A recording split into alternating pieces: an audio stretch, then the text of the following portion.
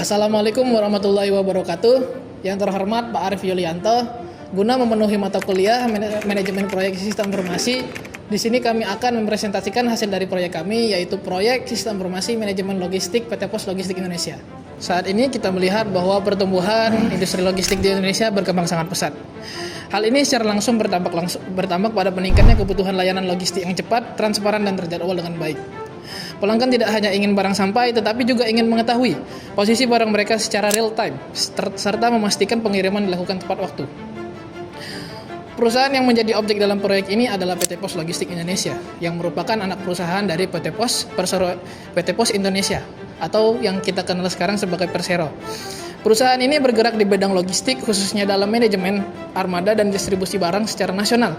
Dalam operasionalnya, perusahaan ini memiliki peran penting dalam mengelola pengiriman barang dalam skala besar, sehingga membutuhkan sistem yang mampu mengatur distribusi secara efisien dan terintegrasi.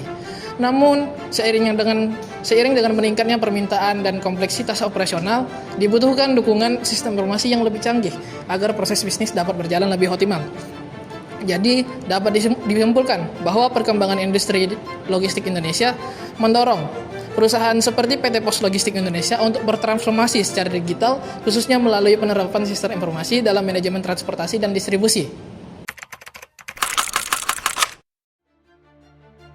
Baiklah, perkenalkan, nama saya Iqbal Pratama, saya sebagai bisnis analis di proyek ini.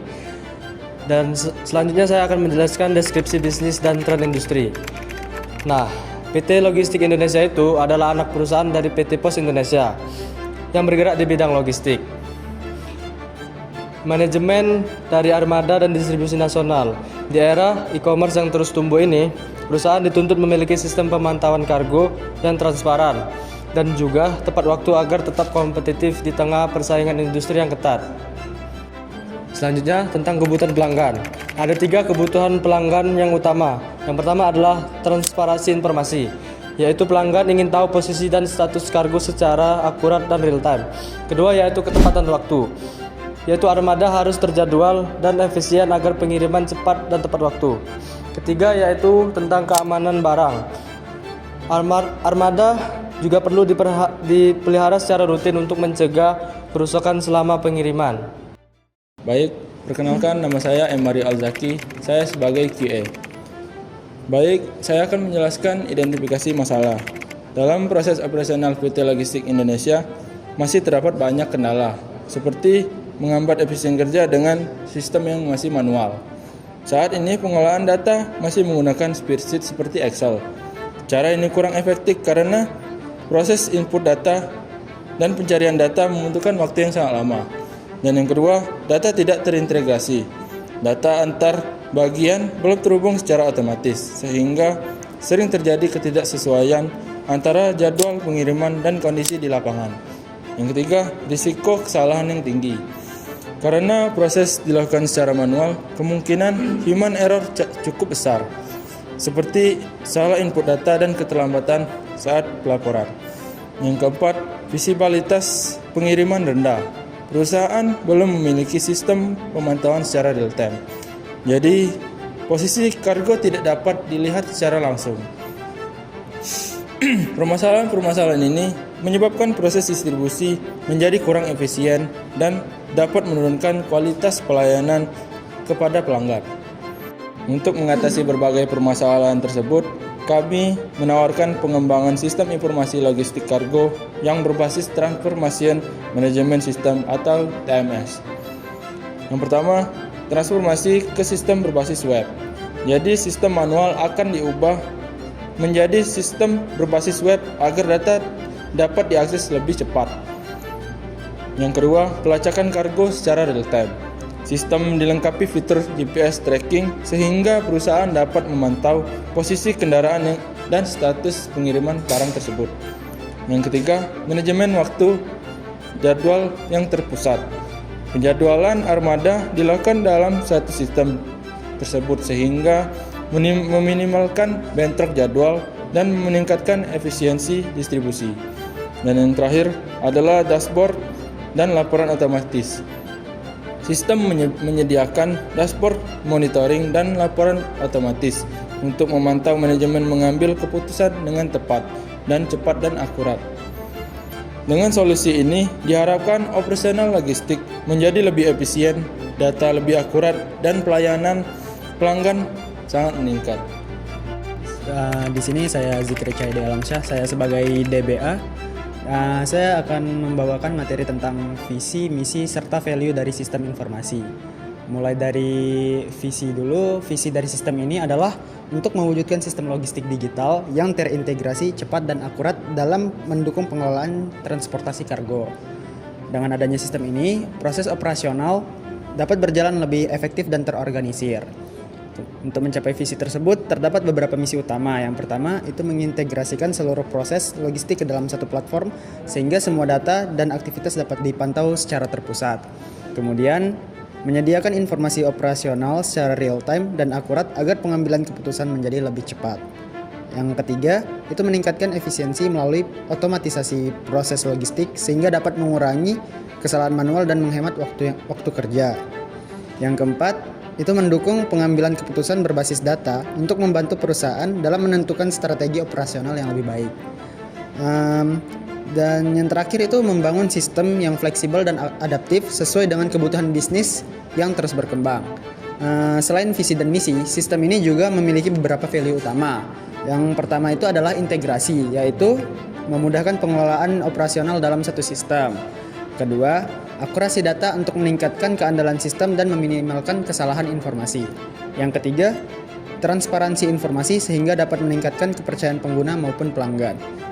Yang keempat, efisiensi proses guna meningkatkan produktivitas kerja. Dan yang terakhir adalah pelayanan yang responsif serta terpercaya untuk memberikan pengalaman terbaik bagi pengguna sistem. Baik, sekian dari saya. Terima kasih. Halo, selamat siang. Saya Muhammad Zaka Abdurrahman. Saya sebagai developer akan menjelaskan tentang rencana pengembangan dan penawaran harga. Untuk proses pengembangan dibagi secara struktur menggunakan pendekatan Work Breakdown Structure atau WBS menjadi 7 tahapan utama. Yang pertama adalah perencanaan proyek, kedua analisis sistem, ketiga perancangan sistem, 4 pengembangan sistem, 5 pengujian sistem, 6 implementasi sistem, dan 7 pemeliharaan. Untuk perencanaan proyek itu mengidentifikasikan kebutuhan dan penyusunan rencana. Untuk analisis sistem, analisis proses bisnis logistik dan spesifikasi kebutuhan. Untuk perancangan sistem, desain arsitektur berbasis data UML dan mockup UI atau UX. Pengembangan sistem, pembuatan modul armada, pengiriman, jadwal, pelacakan, dan dashboard.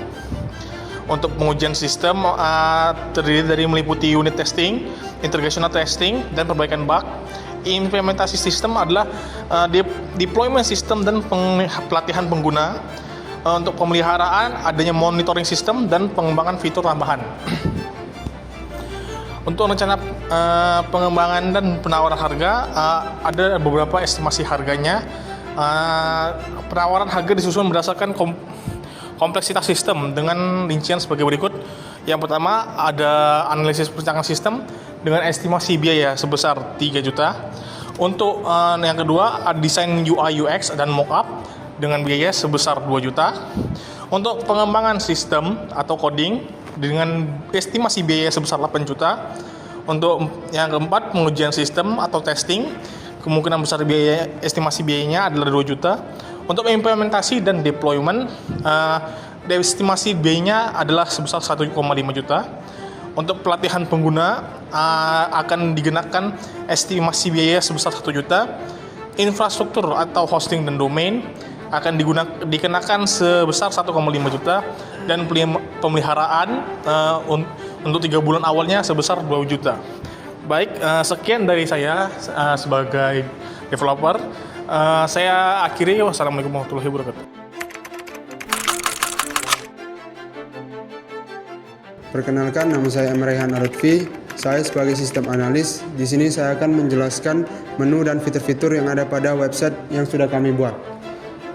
Menu pertama itu ada dashboard. Dashboard itu digunakan untuk melihat kondisi operasional perusahaan. Adapun juga beberapa fitur. Yang pertama itu ada total shipments. Itu untuk menampilkan seluruh total pengiriman barang. Lalu ada activity faceless. itu untuk menampilkan jumlah kendaraan yang sedang aktif. Lalu ada delivery success, itu untuk menampilkan persentase keberhasilan pengiriman. Lalu ada operational cost, itu untuk menampilkan total biaya operasional perusahaan. Lalu ada real time shipment tracking. Fitur ini digunakan untuk memantau pengiriman secara langsung. Lalu ada facial activity. Diagram ini tuh digunakan supaya kita bisa melihat apakah kendaraan itu sedang aktif, diam ataupun maintenance. Selanjutnya ada menu field management. Field management ini digunakan untuk mengelola kendaraan operasional. Adapun juga fitur total faceless, itu digunakan untuk menampilkan seluruh kendaraan perusahaan. Lalu ada active fleet, itu untuk menampilkan seluruh jumlah kendaraan yang sedang aktif. Lalu ada in maintenance, itu untuk menampilkan seluruh kendaraan yang sedang diperbaiki. Lalu ada idle faceless, itu untuk menampilkan seluruh kendaraan yang sedang tidak digunakan. Lalu ada fleet utilization statistic. Diagram ini menunjukkan penggunaan kendaraan setiap bulannya. Lalu menu ketiga ada shipment monitoring. Shipment monitoring ini digunakan untuk memantau semua proses pemesanan barang. Fiturnya itu ada total shipments, itu untuk menampilkan total pengiriman barang. Lalu ada in transit, itu untuk menampilkan barang yang sedang dalam perjalanan. Lalu ada delivery, itu untuk menampilkan seluruh barang yang sudah sampai pada tujuan. Lalu ada pending. Pending itu untuk menampilkan barang yang masih menunggu proses. Lalu ada search shipment, itu untuk mencari data pengiriman dengan lebih cepat. Lalu ada shipments detail, itu untuk menampilkan detail pengiriman seperti tujuan pengiriman, nama, dan nomor telepon. Selanjutnya ada menu distribusi scheduling. Distribusi scheduling ini digunakan untuk mengatur jadwal pemesanan barang. Fiturnya itu ada weekly schedule, itu untuk mengatur jadwal distribusi per minggunya. Lalu ada on shipment delivery, itu untuk menampilkan pemesanan yang belum mendapatkan kendaraan. Lalu ada fitur facial assignment, itu digunakan untuk menentukan driver dan kendaraan yang akan melakukan yang akan melakukan pengantaran. Lalu yang terakhir itu ada menu reports dan analistik.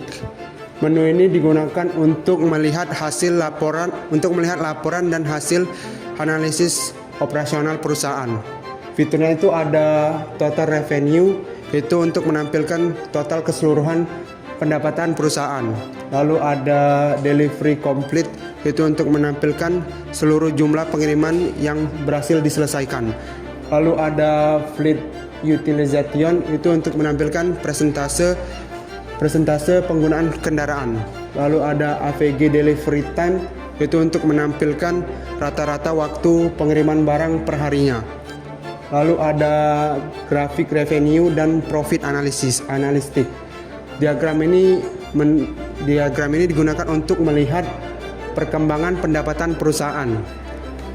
Guna menunjukkan hubungan antara permasalahan, solusi teknologi, serta nilai bisnis yang dihasilkan dari sistem kami membuat yang namanya business case mind map system. Yang bisa kita lihat sendiri, ini gambarnya. Yang dapat kita lihat pertama ialah permasalahan utama. Yang mana permasalahan utama yang dihadapi oleh perusahaan ini adalah masih menggunakan sistem manual, seperti masih menggunakan input sendiri ke spreadsheet atau Excel, sehingga data tidak terintegrasi dan resiko kesalahan cukup tinggi dan informasi yang dihasilkan juga tidak real time. Jadi kami yang data driven person ini tidak dapat mengambil decision langsung karena datanya tidak terjadi secara real time. Selanjutnya, dari permasalahan tersebut kami membuat adanya solusi, yang mana solusi yang kami tawarkan adalah pengembangan sistem berbasis web yang terintegrasi dengan fitur otomatisasi proses, dashboard monitoring, serta kemampuan pelacakan secara real time. Jadi tidak ada lagi menggunakan spreadsheet atau Excel. Namun kami tidak melarang perusahaan itu untuk menggunakan spreadsheet atau Excel. Kemudian pada bagian teknologi, sistem kami didukung oleh penggunaan database terpusat. Namun tidak menggunakan server, kami menggunakan cloud computing atau server hosting. Sehingga biaya yang dikeluarkan juga tidak terlalu mahal. Terakhir, dari seluruh komponen tersebut dihasilkan nilai bisnis yang ingin dicapai, yaitu peningkatan efisiensi operasional, akurasi data, transparansi informasi, dan serta peningkatan kepuasan pelanggan. Jadi melalui mind map ini dapat kita lihat bahwa sistem yang dikembangkan bukan hanya sebagai solusi teknis, tetapi juga sebagai strategi bisnis untuk meningkatkan kinerja perusahaan secara menyeluruh. Di sini kami mendapati strategi dan teknologi yang digunakan dalam pengembangan sistem ini difokuskan pada penerapan teknologi digital yang terintegrasi serta pendekatan yang adaptif terhadap perubahan kebutuhan bisnis. Dalam proyek ini kami menggunakan yang namanya metode Agile. Metode ini memungkinkan pengembangan dilakukan secara bertahap dan iteratif, mulai dari perencanaan, perancangan, pengkodean hingga pengujian secara berulang. Dengan pendekatan ini, sistem dapat terus disesuaikan dengan kebutuhan pengguna. Jadi sistem kami tidak dapat langsung jadi.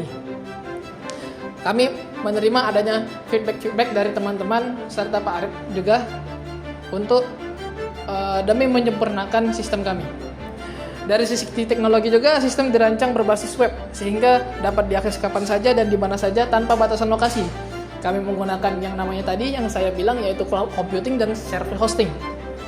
Selain itu, sistem menggunakan database terpusat yang memungkinkan seluruh data operasional tersimpan secara terintegrasi sehingga dapat mengurangi kesalahan data dan meningkatkan konsistensi informasi yang sebenarnya sudah saya sebutkan tadi. Karena dengan data yang didapatkan secara real time mendukung kami untuk pengambilan keputusan. Sistem juga dilengkapi dengan fitur dashboard dan laporan analitik sehingga manajemen dapat membuat pengambilan keputusan tadi dengan memantau kinerja operasional secara real time dan berbasis data. Dari sisi keamanan juga, sistem menerapkan autentikasi pengguna dan pengaturan hak akses untuk menjaga kerahasiaan serta integritas data perusahaan. Selain itu juga kami merancang agar sistem ini fleksibel dan dapat dikembangkan di masa depan, seperti integrasi dengan teknologi IoT untuk pelacakan kendaraan serta pengembangan aplikasi mobile. Mungkin saja. Dengan strategi dan teknologi tersebut, sistem yang dikembangkan tidak hanya mampu menjawab kebutuhan saat ini, tetapi juga siap untuk menghadapi perkembangan teknologi di masa depan dan bisnis juga di masa depan. Sekian hasil dari presentasi kami. Maaf jika ada kesalahan atau ketidakjelasan dalam presentasi kami. Karena itu, kami membutuhkan feedback dari Pak Arif Yulianto dan teman-teman yang menonton video ini. Sekian dari saya. Terima kasih. Wassalamualaikum warahmatullahi wabarakatuh.